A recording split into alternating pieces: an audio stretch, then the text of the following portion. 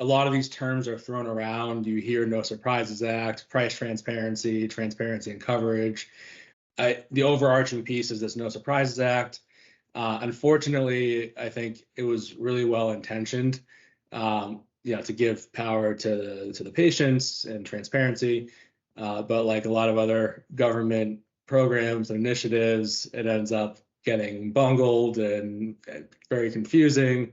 What it's done is created a landscape where for patients, there's all these little nooks and crannies or areas where you could potentially look for transparency and pricing.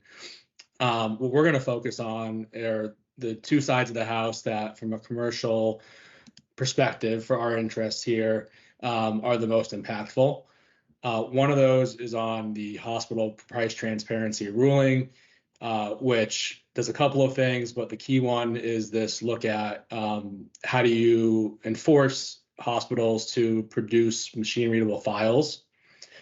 On the other side of the house, for the payers, and that's really health plans, insurers, they are also, there's a separate piece where they also are mandated to produce these machine-readable files.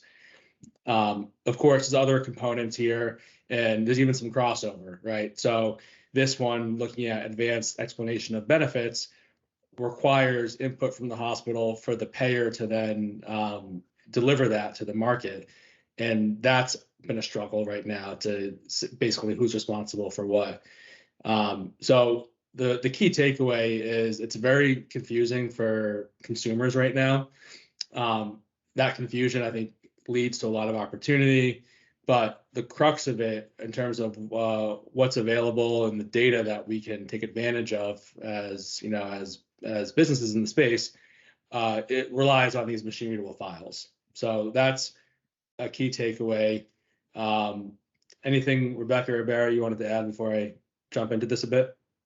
Yeah, I wanted to add one other thing. I know we're talking about pricing and transparency around pricing, but oftentimes pricing and what the customer ultimately pays is entirely different because none of this takes into account benefit design. So that's got to be one other set of lens that we need to provide to our consumers so that they have a better understanding of what their out-of-pocket expense is rather than what the provider charges only. Yeah. Right? Yeah, that's part of the mandate of the price transparency.